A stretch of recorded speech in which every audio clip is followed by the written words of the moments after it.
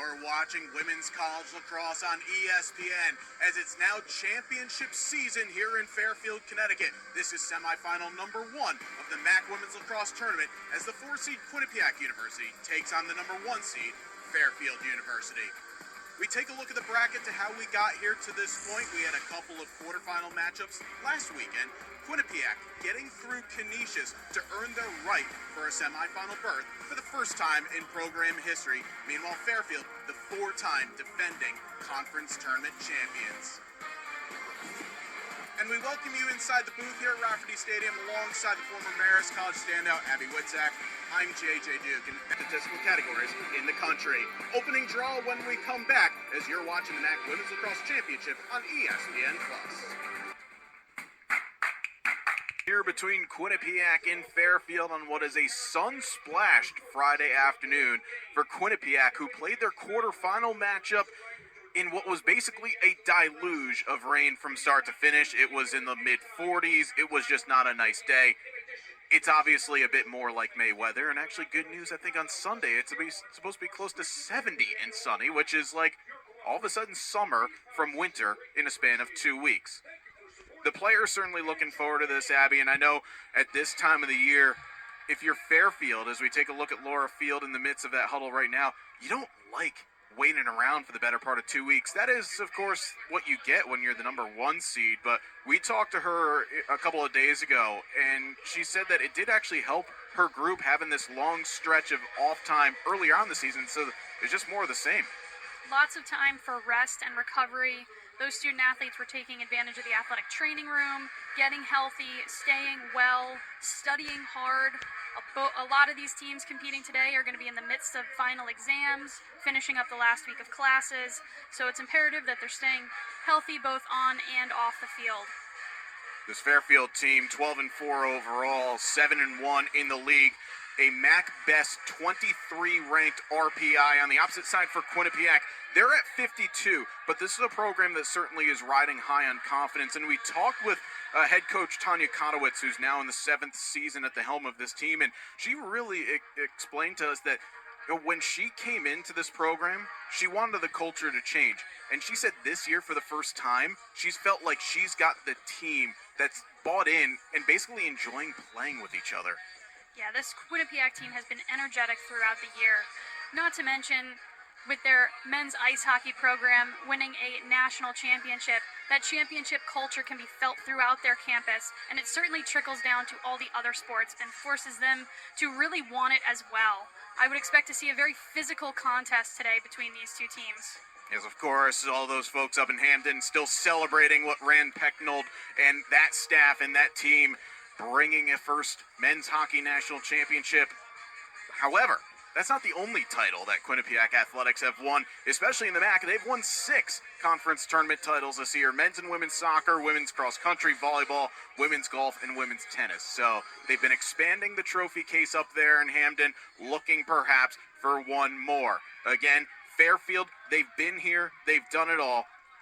They have won 7 MAAC tournament titles in the last 4 straight. Quinnipiac, their first ever MAAC semifinal. Do some work on the circles just to try and win some of those energy balls and keep Fairfield on the back foot as Toledo scores. Drove to the outside and put that over the shoulder of Henselder, and Elizabeth Toledo, the senior from Westchester, PA, now only 4 goals away from 50 this year. A fantastic drive, not afraid to switch hands and shoot low angle. When you're going to take a low-angle drive like that, shot placement is critical, and she gets that one right up in the upper corner past Helmstetter. Toledo, a player that actually really came into the scene in this game 3 years ago. It was in the MAAC semifinal against Niagara, where she had hardly played in her career, hardly played even in that season. Goes out and scores a hat trick in that game, and she has hardly left the field since, as Toledo now currently steadily over 100 career goals. And she is a part of this offense that has now 4 50-point getters and 6 20-point getters. And also there's 9 total players in double figures. You can't defend one, but you can't defend all at the same time because you only have 7 on the field to work on defense. And now this leads to a potential breakout here. It's a 5-on-4 with Caroline Mangan carrying forward. Mangan, who has a goal in the season, gives it to Ludo. Now Duty, and scores. Composure there from the Offensive Player of the Year in the MAAC, Olivia Duty, outweighting Henselder, and gives the Stags an early lead. A perfectly executed transition goal here. Great patience. Mangan draws the double, and then it was a quick 1-2 shot. Fantastic execution by the Fairfield Stags from top to bottom. Dodging from Toledo, goes back to Kozak. That is a brilliant team goal right there. Toledo with a little look off, draws two, finds Kozak, and the Stags back up by 6. Fantastic flip pass there to start the play. Draw in those Quinnipiac defenders who jump the ball. 3 of them jump the ball, creating that open space and perfect execution on the shot. Fairfield extending their lead here. Amanda Kozak getting her second goal of the day. Great job by Kozak. Yeah, and that's what Fairfield will talk about back in a moment here from Fairfield, Connecticut. Now 3 minutes gone into the quarter. Ellie Greffenstedt, who has had plenty of touches in this game, just the one goal, is a player that also is one of the best facilitators in the league, averaging 1.25 per game. But Quinnipiac have done a really nice job taking away the cutters when she has the ball. But Toledo doesn't care about the cutters. She's going to create space and score for herself. Fantastic finish by Toledo. Just does a good job getting speed underneath her and just creating just enough space to keep her hands free and shoot it across her body and stick side high on Helmsetter. Elizabeth Toledo, 2 goals, 2 assists. And kind of an average day at the office for Toledo. She gets about 2 and 3/4 goals per game, which is tied for 3rd in the conference. Also amongst the league leaders in points per game and shots per game. I mean, it's just another one of these upper-class players that are leading by example on this Friday afternoon, trying to get back to the MAAC championship.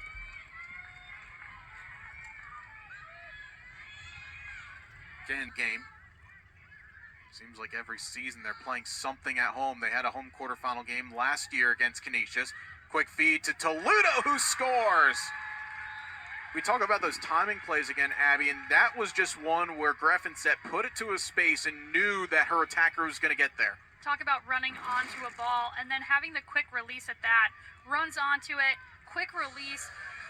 Henselder has no opportunity to reset after having to track the ball coming from behind the cage to the front, and just a well-placed shot again on that stick side of Helmsetter. Toledo now wrapping up her hat trick.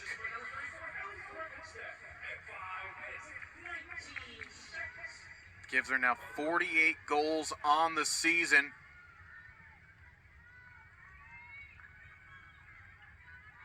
With that tally, actually, for Toledo, that now gives her the 6th most in a single season for goals.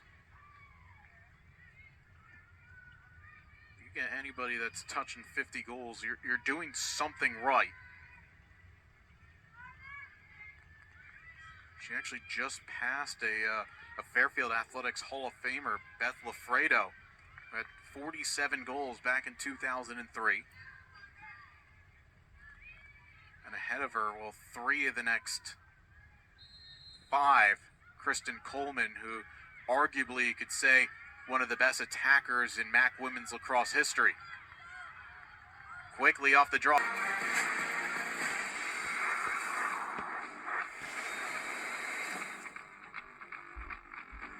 You're watching Women's College Lacrosse on ESPN as today we settle the champion of the Metro Atlantic, as this is a 2 versus 1 seed matchup as Siena takes on Fairfield. We take a look now at the bracket to how we got here to Championship Sunday. Fairfield knocking off their in-state rival Quinnipiac on Friday. Siena coming back late in the second half to defeat Niagara to set up what is now becoming a familiar championship final. And we welcome Boucher with the backup. 8 on the shot clock. Maggie Fort back to Greffenstedt. Down to 3. And that one slam dunked home. Ellie Greffenstedt put it to a place that only Elizabeth Toludo can sky up, and she finished with a flourish. Really great handle and stick work by Toludo. A high pass. She's already tall as it is, so she's able to get that extension and really ask for it high. She asks for it high, it's delivered high, and she sends this one nicely past Krasner. Notice the change in level on that shot. She receives it high and works to place that ball low past Krasner. Toludo, who had 5 points in the victory against Quinnipiac on Friday, also surpassed her 100th career goal as well in that game, only needing 45 games to do it in her career. And a handful of the early games was kind of like the role that Boucher is playing in this game, getting a couple of runs in a set, but nothing really to factor. In fact, Toludo made her mark in the semifinal round in 2021, where she scored a hat trick when her team needed a lift against Niagara. And ever since then, she has hardly left the field. Draw control battle, an edge already to Fairfield. So good job by Siena, able to kill off the yellow card to Jenna Colabufo. Foul with Maggie Fort, number 1 for Fairfield, crossing the restraining line.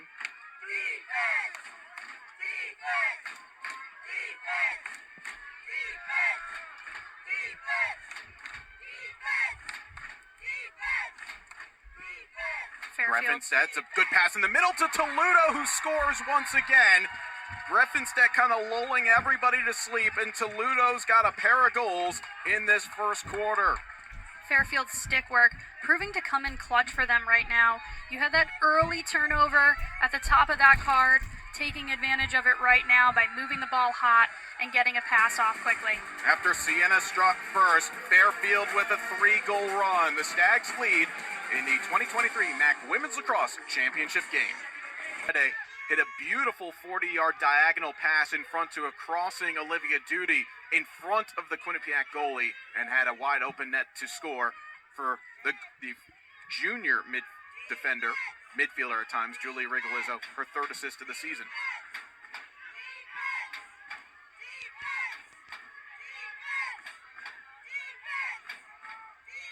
Goal line extend for Duty. Boucher towards Kozak. She showed it a bit low, but it popped right to Greffenstedt, and in front for Toludo once again. That completes her first quarter hat trick. These back to front feeds prove so challenging for a goalie who has to track the ball while it's behind, then do a 180 turn to face the shot in front of them, and just a great quick release low into the corner. Such a hard shot for any goalie to save because it requires so much movement.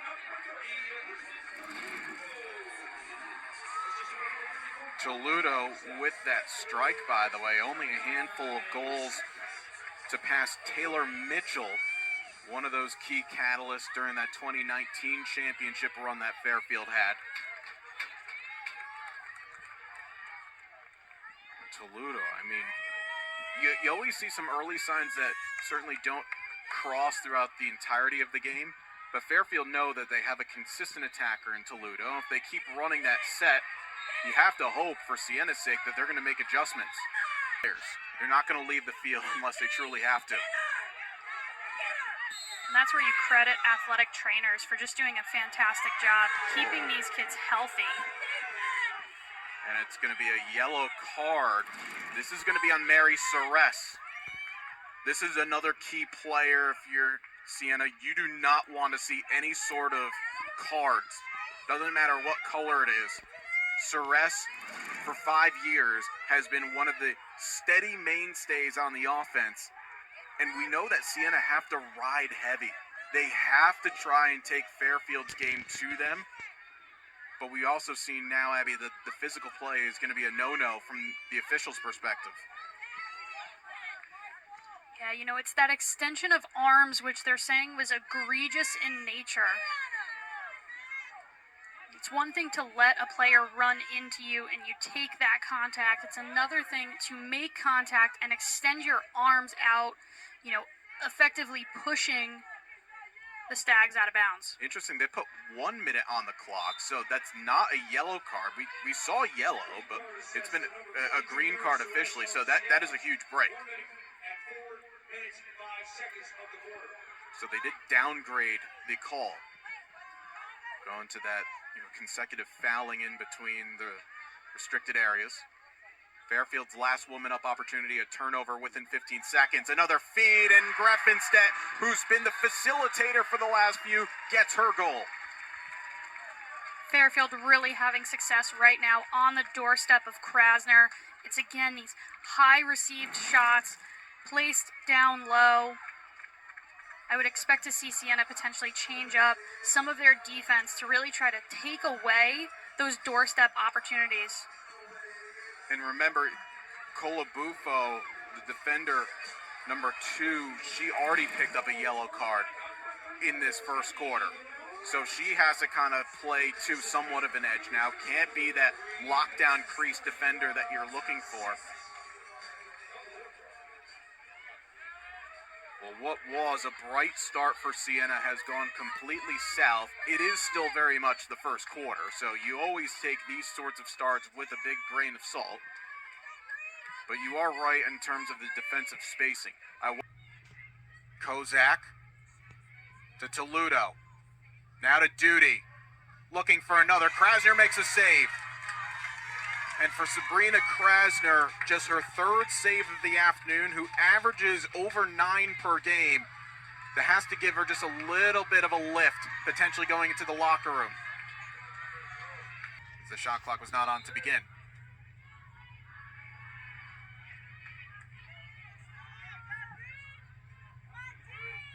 Pass in the middle to Toludo for one more. It's just been running too easy for Fairfield. That combination of either Duty to Greffenstedt to Toludo, something along those lines, it's been flawless. It's these backside cutters. They're catching Siena sleeping. Just a great job to recognize no one on her, making that cut. Pass from behind. Again, this Fairfield team threading the needle so well on these back to front feeds. Elizabeth Toludo, who in the semifinal had 5 points. She's done that again here in the championship.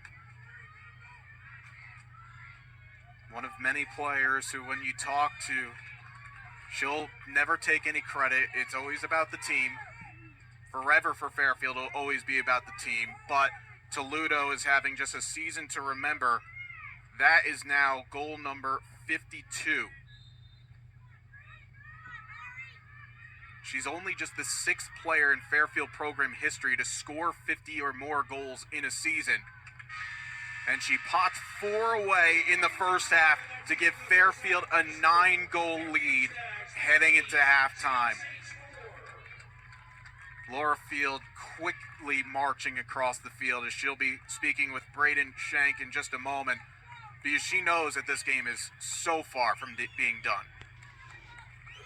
You know, as much as a 9-cushion lead feels good, when you have a team like Siena who is powerful, all it takes is Krasner to get hot in the second half, them to string together a few draw controls, and they can find themselves back in this one, but it's going to take a mighty effort from the Saints. Let's send it now downstairs as Braden Shank is currently standing by with Fairfield head coach Laura Field. Thanks, JJ. Coach, a great first half from your team. You lead by big at the half. You saw the situation in the semifinal against Quinnipiac. What about these first halves that really sparked your offense? You know, I think we're just trying to play the same, which is to say fast and up-tempo. We don't take anything for granted, though. This is a great team, so, as far it's a cliche, but we're going to come out as if it's 0-0 starting the second half. And, Coach, how are you going to look to keep the intensity on in the second half, especially with the lures of a MAAC conference championship in the shadows? Yeah, again, it goes back to fundamentals. I think we need to do a little bit better on fast break stuff. We're getting hit by quick strikes. I think we need to keep the pressure down, meaning ride well, cause turnovers, turnovers and be patient on offense. Thank you, Coach. Good luck in the second half. JJ, Abby, back to you. Thank you. Get back to the tournament and win a game there. Well, job one done. Fairfield have won the MAAC once again.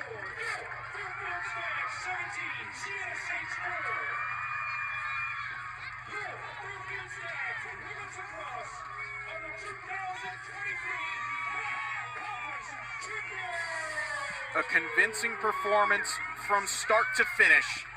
In fact, actually, it was Siena that scored the first goal of this game, but Fairfield, multiple long runs and just great defensive work, and were able to once again climb the mountain that was the MAAC.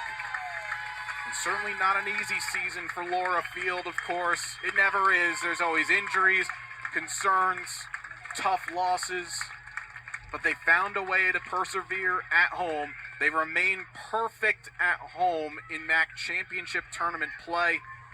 And now for the 8th time, Fairfield will be crowned champions of this conference in women's lacrosse. The hugs, those will be videos that will be clipped, sent on social media. The photos will be coming soon. The rings will be ordered at some time, but that's for another day. Fairfield knows. I mean, you spoke about it really well earlier. This was just a business afternoon for them because they see themselves going further and further. Fairfield with an absolutely dominant performance on both ends of the fields today. Just a fantastic job from top to bottom, recognizing their successes on the offensive end, never getting comfortable in this game. They really put the gas pedal down for the full 60 minutes, never letting up once, even when that lead was at 6, the lead was at 7. Just a fantastic job from start to finish by this Fairfield group. As now the handshakes begin, we will have a conversation for 5 seasons. As Braden is now standing downstairs with our player of the game, Caroline Mangan. Thanks, JJ. Caroline, a big MAAC championship win. The grad student, your 4th in your career, if I'm correct. Yes. What has this journey been like the last 4 years for head coach Laura Field and this Stags team? It's been awesome. I mean, I'm so grateful for my experience here, and my teammates and my coaches, specifically Laura, have been like the best support system for me. And it's so fun. I mean, obviously, it's so much fun being successful. We've played some amazing teams. We played Siena a bunch of times. Give them a huge congratulations for their season. They're an awesome team, but it's so much fun. Like, it made coming back so easy, and I recommend to everyone to take that year if they have it. The number 2 team in the MAAC, the Siena Saints, you held them to 4 goals this afternoon. What worked so well for the defensive as a whole? I think we just stuck to what we know. I mean, we've been working a lot on our 1s and 2 slides, and I think that we just trust each other, and we have such an amazing ride. Credits to our attack, and I think that we took risks when we knew it was right, and it worked in our favor. Final question for you, Caroline. Tonight you're going to hear the Fairfield name called in the selection show. How special is that to play in the 5th consecutive NCAA tournament for Fairfield University, and how special is it, again, to hear that name called? Oh, it's amazing. It's the best time. And last year we were short of 1 goal to Syracuse, and we're hoping that maybe we can win this first round this year. It's awesome. I love this team, and I wouldn't want to do it with anyone else. Thank you, Caroline. Congratulations on the MAAC championship win. JJ, back to you. Well, thank you very much. That was our player of the game, Caroline Mangan. The Fairfield Stags are the 2023 MAAC Conference champions. How are you feeling right now? I feel great. I mean, I think first off, Siena's a great team. I said it when I walked through the line to Abby. The rivalry makes us both better, and so a huge credit to them. They bring their best every single game, and it's fun to play that game. Not only did you guys win today, but you won by a pretty good margin, 17-4 the final. What worked well for your Stags team this afternoon? I think we were just able to play up-tempo the entire game. I think in the second half in particular, we were able to cause turnovers and control possession a little bit better, and really control the pace of the game. That makes a huge difference in how the game turns. Final question for you, Coach. Your 5th consecutive MAAC championship, that's no easy task. What is the winning formula here in this Fairfield, Connecticut team? I mean, you get to this MAAC championship game year after year, and you win this MAAC championship game year after year again. Yeah, every year is different, as everybody knows, and people are watching. But the difference is those players. I mean, they work their butts off, and it's all credit to them. I'd love to take any credit, but our coaching staff puts together the best lineup we can, but they power us through. So, I love our team. I think we bring a different version of ourselves every single year, but we always perform. Thank you, Coach. Congratulations on the MAAC Conference championship. JJ, Abby, back to you. Thank you very much. That was Fairfield here today, but again, a big opportunity for her from that Friday as we talk through. Abby, I know, again, these are tough ones that Siena don't want to be really getting these awards on the day, but a lot of solid individual performances, not only all season long, but throughout the weekend. The Siena team has a lot to be proud of. Certainly been a long season. Not the result they were looking for, but so much to build off of in the coming year. So the Sienna trio of Kelly Logue, Jordan Bentley, and Hannah Field, the grad student. Now the Fairfield honorees, Ellie Greffenstedt and Olivia Duty. Duty with officially 11 points in this championship weekend. Ellie Greffenstedt, 7 points today. Nicolette Lavista ended up today's game with 5 draw controls, and Caroline Mangan, that is Elizabeth Toledo in the all-tournament team.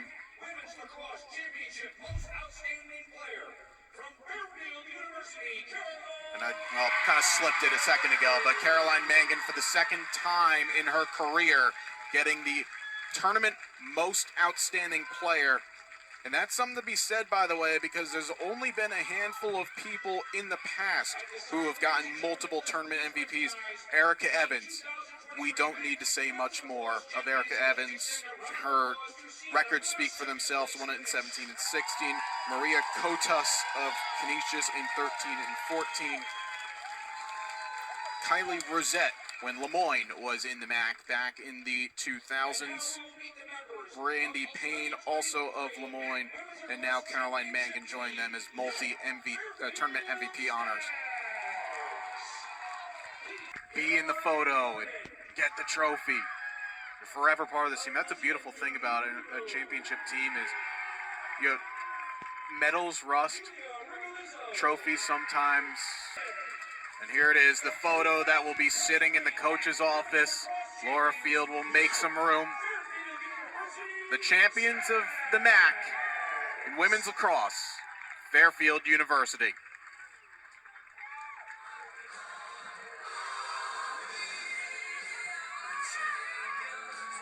As we are the champions, blares across the speakers.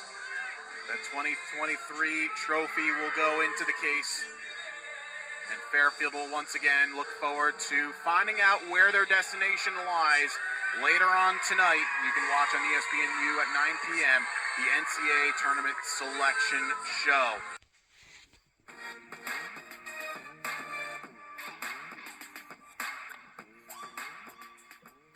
The dust has settled. The field is set.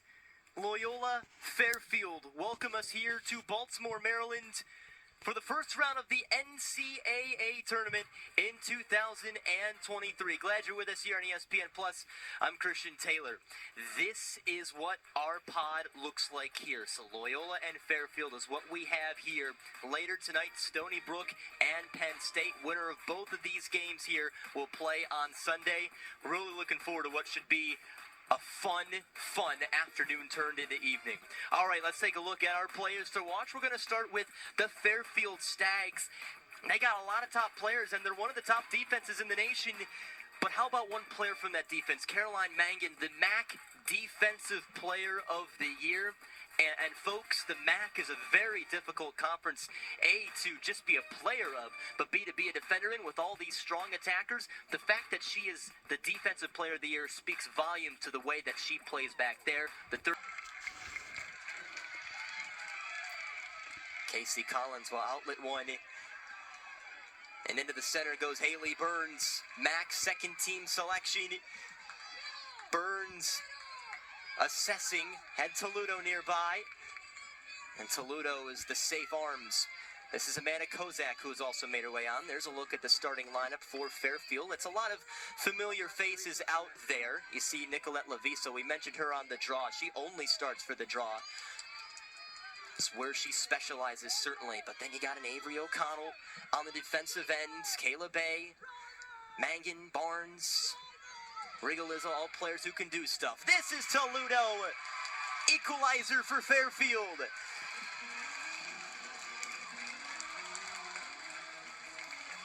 The senior from Westchester, PA, makes it look nice and easy there on a wonderful move.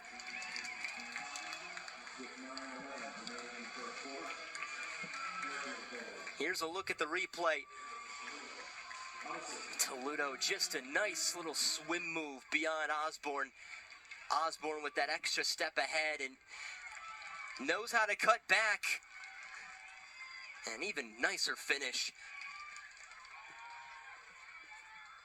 All MAAC second team selection as well, leading the team in points. That's her 69th point of the season.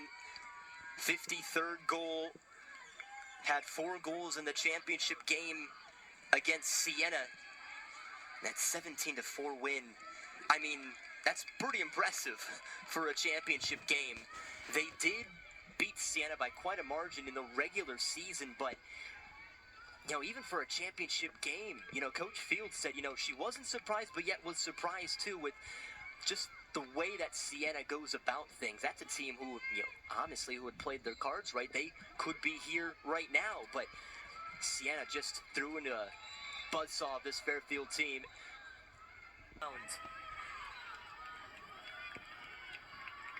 Remember, this Fairfield team still will be returning a few people, but a player like Caroline Mangan, one of the top defenders of this team, this could be it.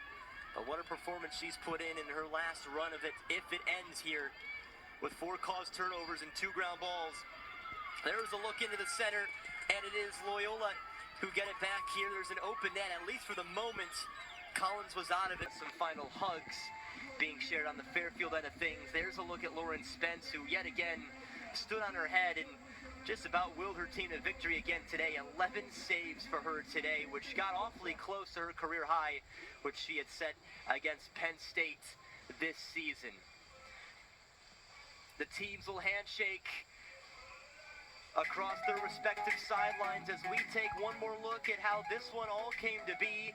Chase Boyle, one of the players of the day, so too Lauren Spence, and with these two and with the few missing players today, able to get their team on to the next round to play the winner of Stony Brook and Penn State.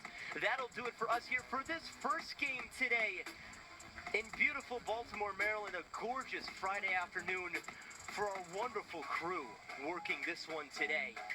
I'm Christian Taylor saying so long for now. Stay tuned, folks. Tune back in on ESPN Plus at 7 p.m. Stony Brook and Penn State. One you're not going to want to miss.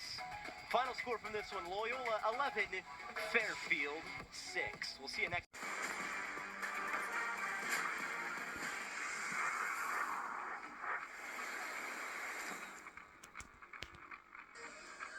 You're watching Women's College Lacrosse on ESPN as it's now championship season here in Fairfield, Connecticut. This is semifinal number 1 of the MAAC Women's Lacrosse Tournament as the 4-seed Quinnipiac University takes on the number 1 seed Fairfield University.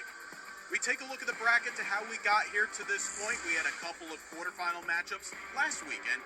Quinnipiac getting through Canisius to earn their right for a semifinal berth for the first time in program history. Meanwhile, Fairfield, the 4-time defending conference tournament champions.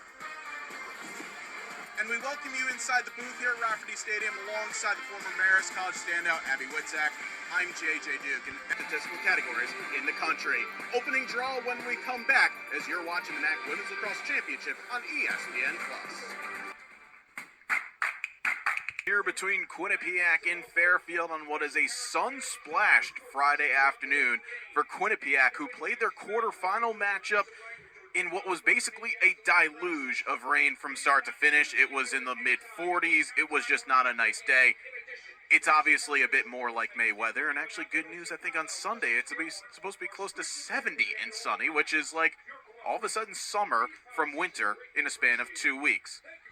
The players certainly looking forward to this, Abby, and I know at this time of the year, if you're Fairfield, as we take a look at Laura Field in the midst of that huddle right now, you don't like waiting around for the better part of 2 weeks. That is, of course, what you get when you're the number 1 seed, but we talked to her a couple of days ago, and she said that it did actually help her group having this long stretch of off time earlier on the season, so it's just more of the same. Lots of time for rest and recovery.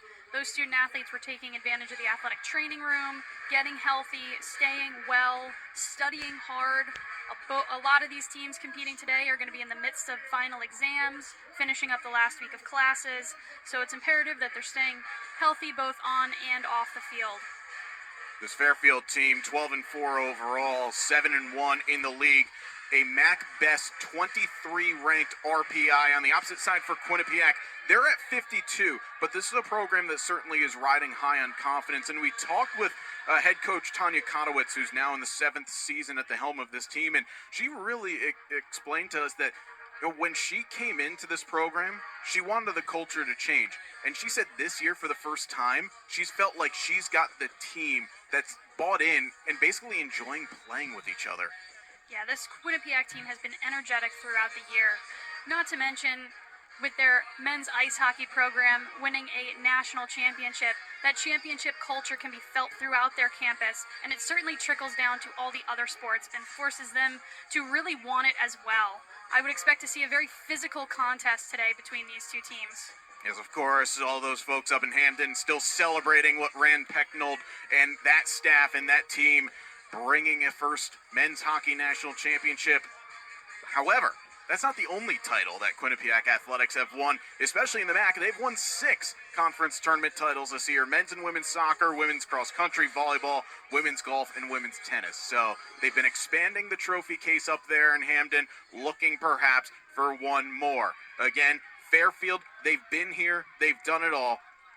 They have won 7 MAAC tournament titles in the last 4 straight. Quinnipiac, their first ever MAAC semifinal.